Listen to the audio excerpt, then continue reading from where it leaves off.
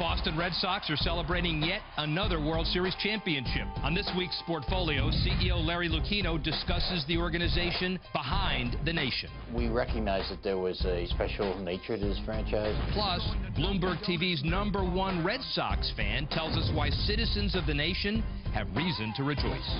John Henry really came in with his team, and they did a change agent behavior strategy right away from day one. The NBA season is tipped off, and the league's first openly gay player is on the outside looking in. What's the business impact? Jason Collins is one of those few 12th men who could actually have a positive return on investment. Good look in the pregame. We take a look behind the scenes at Monday Night Football. It's awesome. It's the next best thing to play. And P. Diddy says there's no rivalry with Rock Nation Sports. He has designs on bigger things. I'm more of a owner type of guy. From Fenway to hip-hop, we've got you covered. Sportfolio starts right now.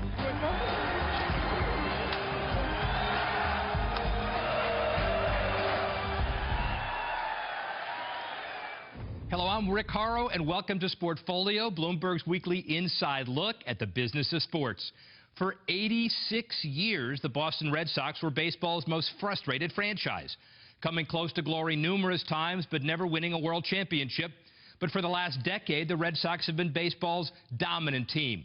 Last week, they won their third World Series in 10 seasons, beating the St. Louis Cardinals in 6 games. Earlier this year, Sportfolio profiled Larry Lucchino, the CEO who led the Red Sox turnaround. I asked him to reflect on the strategic decisions that changed the team's fortunes. And here's what he told me back in May. What have you done basically strategically differently to succeed when others have not?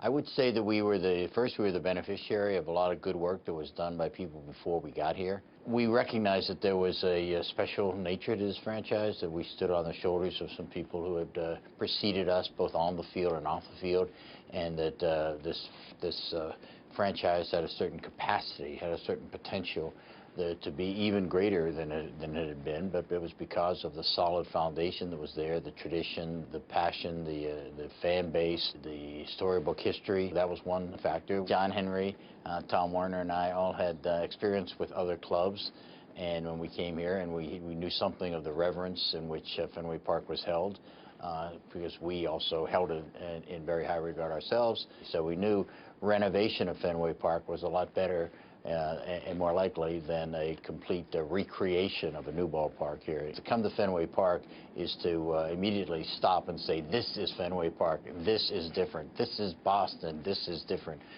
Not everything's worked perfectly. What have you learned from the decision to hire Bobby Valentine? We've learned that this is a very difficult business, that this is a business of performance. We certainly don't blame the disappointment of 2012 on Bobby Valentine. I have a great deal of respect, indeed affection, for Bobby Valentine. But we've made a very good decision, I think, to hire John Farrell this year. I'm hopeful that John will be here for quite a long time, and you won't be talking about managerial instability. Joining us now to discuss the rise of the Red Sox from cursed to first in New York, host of Surveillance on Bloomberg TV and lifelong Red Sox fan Tom Keene, and in San Fran, longtime sports executive and Sportfolio contributor Andy Dolich.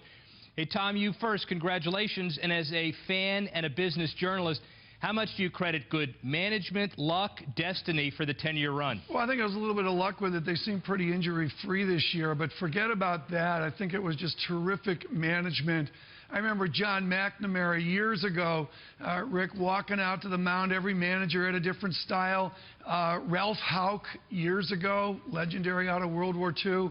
John Farrell had a style from day one, and, you know, between him and the players and their fury over being worse 1965-like a year before, it was just a great effort right from the get-go. They have turned a curse into a purse. I mean, if you look at the amount of money that they're making, I think there's 3 things that you have to look at in sports: ownership, management, and a viable product. And when they changed, when they sent a Valentine to Valentine and he went away, 69 wins a year ago, and growing the beards, looking at the community immersion that they have, a quality manager, a quality general manager who's not Billy Ball, but has won the World Series. That's something that the entire region should be proud of. And if you look at the whole story, really from the marathon tragedy to today, there are great things that happen in life. Sometimes you can't write a script. This script is written in a spectacularly successful fashion. Well, Tom, listen, a year ago, we were talking about chicken and beer in the clubhouse, Bobby Valentine, not the right guy, and from worst to first, did you ever lose faith? No, you don't lose faith. I mean, I'm a diehard Red Sox fan. My kids look at it totally different, Rick. They know 3 World Series championships now. When they first won the World Series, I'll be honest, Rick, I was like Flat Earth Society. I didn't believe it. I genuinely, in my body, didn't believe they won that first year. So you've got a real generational gap in Red Sox Nation between those permanently scarred like me and my kids that think this is a divine right. Yeah, think about that, and then think about those poor people in the Chicago Metro. Yeah. They're always going to think a World Series was done in a studio someplace in Houston. Yeah. Yeah, and Tom, back to you on this issue, though. Are you prepared to live in this Alice in Wonderland upside-down world where the favorites are yours and the Yankees go from evil empire to underdogs? No, I'm not ready for that. I would look for the Yankees to do better. I watched a lot of Yankee baseball, actually, this season, being in New York so much, Rick. And, you know, I think there's a real story for all of sports about what the Red Sox did. It's that new parity. I mean, you and Andy know a lot more about this than I do, but this idea of parity across sports can be really exciting to see somebody be so poor and get so much better, so much faster than they used to do when we were kids. Again, to that point, it's management, and if you suffer for 100 years, there's no reason that you shouldn't be at the top of the mountain for a decade. But let's not jump too quickly. I heard this morning that the Dodgers made an offer to buy Cuba and all the baseball players in it. So Lucchino and Werner and John Henry and soccer and Nesson and the Yankees and other organizations. I mean, money isn't the problem. There's tons of money out there. It's billionaires, not millionaires. You have to be smart. The Red Sox are in a very smart position right now. Rick, just a vignette to give you an idea of how John Henry turned this team around and this franchise around on a dime. I was a diehard season ticket holder, and I will never forget the first season where they said, we're doing a Father's Day, you know, whatever it was in the spring, and there I was with my youngest daughter out on Fenway Park throwing a Dunkin' Donuts Nerf ball around. That never would have happened with the previous franchise. John Henry really came in with his team, and they did a change agent behavior strategy right away from day one. Bruins a couple of years ago, right? The Red Sox and the Patriots and the Celtics. It's a big time for Boston, Tom, right? Yeah, I think absolutely it's a big time. I mean, Andy's got better perspective on this than I do, but Boston's a unique sports town. I think a lot of people nationally get that. Internationally, watching Sportfolio, I would just say you got to go to it. I still haven't gotten over losing the old Garden, but there's just something about the character there that you see, you know, other cities around the country. Hey, did you hear that, Rick? International following for Sportfolio. That's got to make you feel good. There's no better regional sports franchise in the country than the Red Sox. They always have been. They always will be. And what this ownership understood, even though they had tons of money, is they immersed themselves in the community. And just watching the beard shaving yesterday, they get it. And in sports, the guys that get it win. The guys that don't. John Henry buys the Globe. Larry Lucchino out front as a business leader. Tom Werner as well. Tom Keene, Andy Dolich, a pair of sluggers ourselves. Thanks for joining us on Sportfolio. I'll have you back. Coming up, Jason Collins made news this spring by coming out. But now it's fall, and he's still without an NBA contract. Being gay in big-time sports remains a complicated business. We'll talk about it with Sid Ziegler of Outsports as Sportfolio rolls on.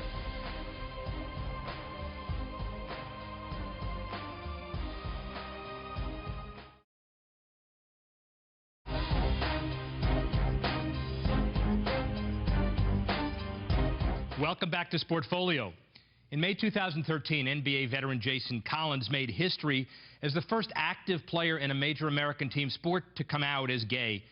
The public response was largely supportive, and while Collins was a free agent, many predicted the teams and sponsors would get a business boost by signing him. Well, the NBA season is underway, and Collins is not on any roster. We welcome Sid Ziegler, editor of Outsports, who joins us from Bloomberg's L.A. bureau.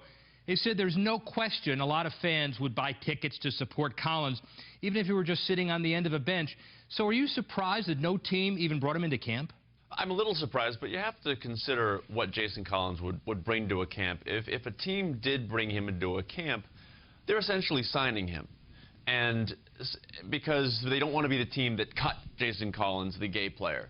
So, you know, as I thought more about it, I thought it would be more likely that maybe he would be picked up in the middle of the season. But, you know, from a business perspective, how many 12th men are going to bring you revenue? How many are going to sell tickets? How many are going to sell jerseys?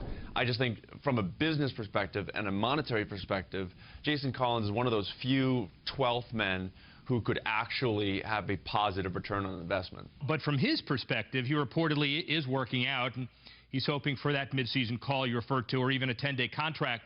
Is the business impact any less if he makes his NBA debut in midseason?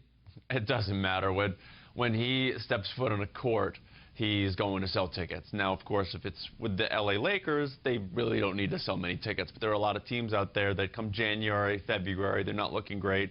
Certainly, he could bring in a boatload of ticket sales that you wouldn't otherwise have, and obviously a bunch of media interest. I mean, he would be the first openly gay player to play in one of the big four men's professional sports leagues. So there would be jersey sales, ticket sales, food sales. It would be a big return on investment. Well, but in general, there really is very little talk about Collins being blacklisted by NBA teams. But there's an NFL situation that's created some controversy regarding veteran safety Kerry Rhodes. Can you summarize that for us?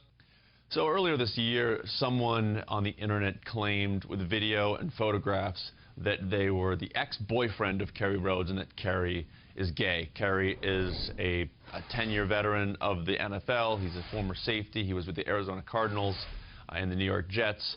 He apparently has had trouble getting on a team, and some people are saying it's because he's rumored to be gay. But there's a lot more backstory. The New York Giants had him into work out with them a few weeks ago. The Arizona Cardinals reportedly offered him a contract, and he turned it down because he wanted more money.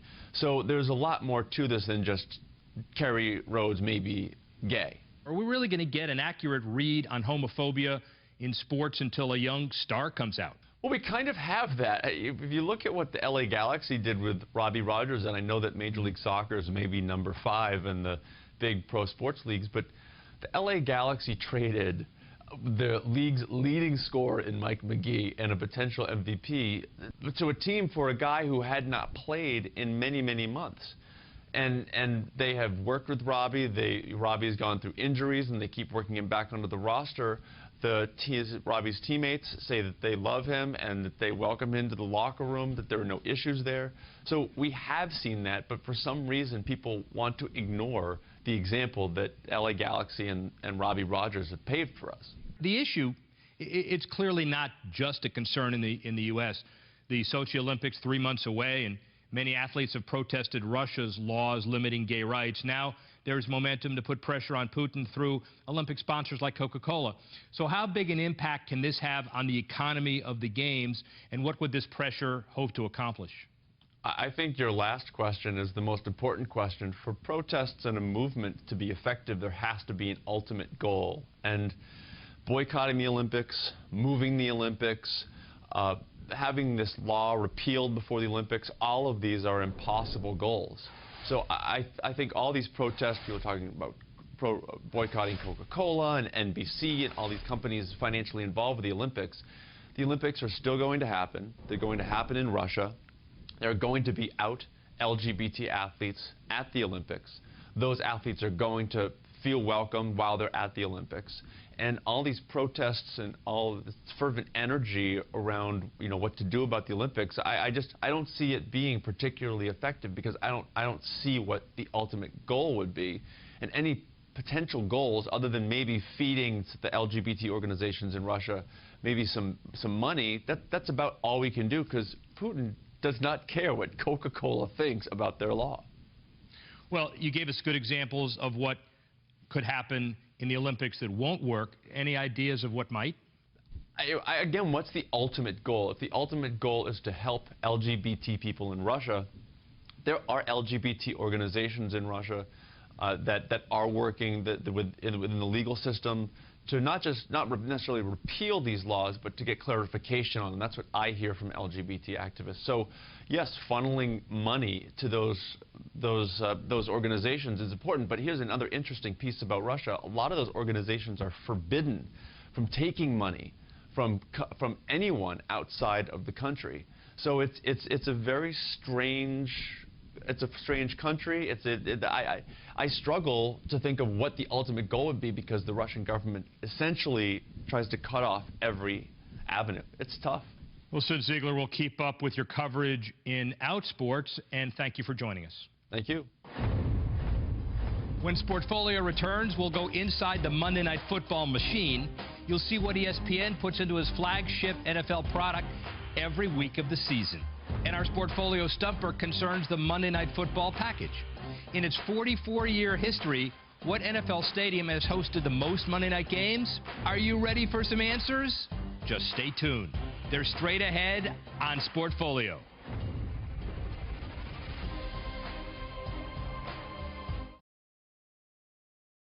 Here's the answer to the stumper. The stadium that's hosted the most Monday Night Football games? Candlestick Park in San Francisco. The 49ers are moving to a new home next year, but not before they play a record 36th Monday night game at the Stick in December. Monday Night Football is one of the most powerful brands in sports. Now in its 44th year, the broadcast is one of the key components of the ESPN cash machine. Our senior West Coast correspondent John Ehrlichman got an exclusive behind-the-scenes look at how Monday's big game comes together. It's nearly game time at New Jersey's MetLife Stadium. For Week 7 of the NFL season, ESPN's crew has rolled into town. Monday Night Football is a big deal. It's the only game on that night. Everybody's watching. Jay Rothman is ESPN's Monday Night Football coach, handling everything from control room strategy to keeping the show's stars loose. Seattle and Hank Means. Oh, why call it Seattle? I don't know. Why do you guys call it cutting? It's awesome. It's the next best thing to playing. Monday Night Football may be the crown jewel of ESPN's empire. The network pays a whopping $1.8 billion a year for the rights to the weekly broadcast. That works out to more than $105 million per game. To get bang for its buck, ESPN lines up an Emmy-worthy production. You have something you could use as an example? Roughly 35 cameras capture the game. If you pan to your left, isn't there a Hall of Fame type suite? And by season's end, the show's 10 production trucks will have traveled nearly 20,000 miles crisscrossing the country. And even with lackluster on-field performance in Week 7, the game still attracted an advertiser-friendly audience of 13.2 million viewers. Good look in the pregame. A reminder of how valuable primetime games for America's most popular sport can be. We recognize that we are the current caretakers of a 44-year property, and one day it'll be gone. And we never lose sight of that. Here you go, Coach. Proactive. Monday Night Football is an American institution, but it's also growing internationally. This year, the NFL signed a 2-year deal to air Monday night games live in the UK on British Eurosport. It'll give the league another indicator of the European appetite for American football. Still plenty left on Sportfolio. Coming up, Jay-Z isn't the only music mogul who's making sports part of his business strategy. Stephanie Rule sits down with Sean P. Diddy Combs, who also wants into the game. It will happen. I will become the first NFL African-American, majority owner. Get Sportfolio wherever you go on the Bloomberg TV Plus app for iPad. Next week, we look at how sports organizations are going green. What's good for the environment is also good for business, and why athletes like former NHL star Mike Richter believe that sports should take a leading role in the green movement. Sports facilities have two things going for them. Normally their enormous size means they're energy hogs, number one. Number two, there's marketing, there's sponsorship possibilities, and these enormous teachable moments. So if you bring your son to the local bowling alley or Little League field or hockey rink, and there's a big bunch of solar panels on there, that's a statement. If you go to Madison Square Garden here in New York, and there they are, suddenly there's a conversation happening where you probably wouldn't if it was your average factory. And so I think you can get a lot more mileage per unit of effort. Hip-hop superstar Jay-Z recently made a splash by starting his own sports agency. His counterpart, Sean Combs, better known as P. Diddy, hasn't yet expanded his brand into the sports space. But he made it quite clear to Bloomberg TV's Stephanie Rule, when he gets in the game, he plans to be more than just another player. I think outsiders would think Bad Boy, Rock Nation, you're competitors. But it sounds like you're saying you're friends. Oh, yeah. We're definitely friends, but we definitely push each other. And we're stronger working together and sharing the information together instead of doing the regular divide and conquer. You know, it's what we're doing together to change the world. And we compare notes, and we, Really? we keep in touch, and we make sure that we support each other. Does Rock Nation make you want to become a sports agent? You love sports. No. I'm not. I love sports, but I'm more of a owner type of guy. So I would, I have aspirations to become, which it will happen.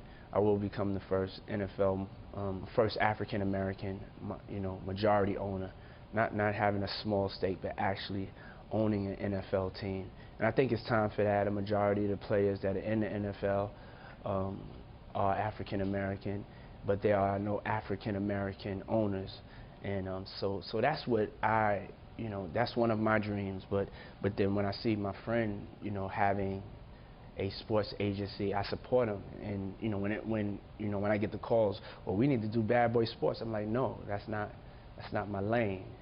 I stay in my lane. This is my lane that I want to do.